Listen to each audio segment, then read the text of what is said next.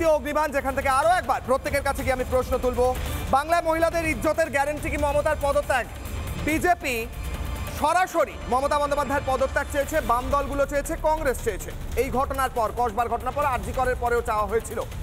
একমাত্র গ্যারান্টি কি এটাই? প্রশ্ন করব, আমি এই মুহূর্তে ফিরবো। তবে তার আগে সন্দেশখালী যখন ঘটনা ঘটেছিল, একটি বিশেষ প্রতিবেদন আমি দেখাবো, একটি বিশেষ সিকোয়েন্স দেখাবো, যেখানে সন্দেশখালীর মায়েরা আমাদের প্রতিনিধি সমাজী তার কাছে মুখ খুলে বলেছিলেন কিভাবে তাদের ওপর অত্যাচার করা হতো, রাত্রিবেলা পিঠে বানাতে নিয়ে যাওয়া হতো। সেই বক্তব্য আরো একবার মনে করা অত্যন্ত জরুরি। দ্বিতীয়বার ডিবেটে যাওয়ার আগে দ্রুত একবার শুনবো।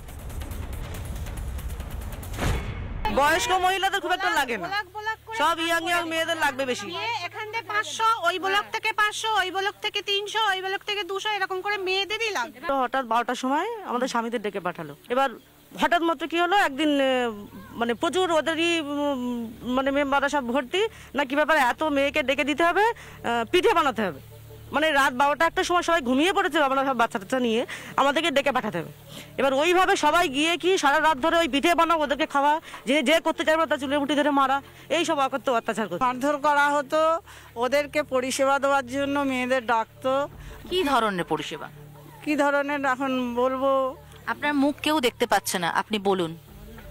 ওরা রাত্রিরে মেয়েদেরকে নিয়ে মানে দেহ সঙ্গিনী করার একটা চেষ্টা করতে, এরকম অনেক ঘরের মেয়ে বউদের নিয়ে। এরপর রাত 12টা 1টা নেই, কোনো টাইমের কোনো নির্ধারণ নেই, যখন তখন ওরা ডেকে পাঠাতো, মা বোনদের নিয়ে যেত, গিয়ে সেখানে ইয়াং ভালো দেখতে চেক নাই, তা ভাষা, তার তো ল্যাঙ্গুয়েজের কোনো ঠিক নেই, এতটাই ভাষা খারাপ, এবং তুলে নিয়ে গিয়ে মনোরঞ্জন করতে হতো, মেয়েদের সম্মান নিয়ে খেলতো, আর প্রতিবাদ করলেই মার। শাহজাহান এবং মনোজিৎ, কি কি মিল আছে আর কি কি ডিফারেন্স আছে সজল বাবু? ডিফারেন্স নেই, দুটোই তৃণমূল করে। একজন জঙ্গলে থাকে, একজন গ্রামে থাকে, একজন শহরে।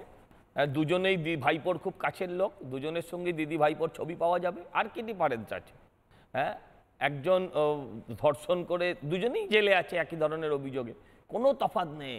শাহজাহান থেকে শুরু করে এই ম্যাঙ্গো, হ্যাঁ, টমেটো, আপেল, আলু, কলা, পদত্যাগ চাইছিল। মমতা বন্দ্যোপাধ্যায় পদত্যাগ করলে ইজ্জতের গ্যারান্টি পাওয়া যাবে বাংলার মেয়েদের, এটাই একমাত্র পথ। শুনুন, আমি এটাও বলছি যে কাল যদি বিজেপির সরকার আসে, তার মানে কি কালকে থেকে এই রাজ্যে ধর্ষণ, খুন সব বন্ধ হয়ে যাবে? না, কিন্তু সরকার ধর্ষককে আড়াল করার চেষ্টা করবে না।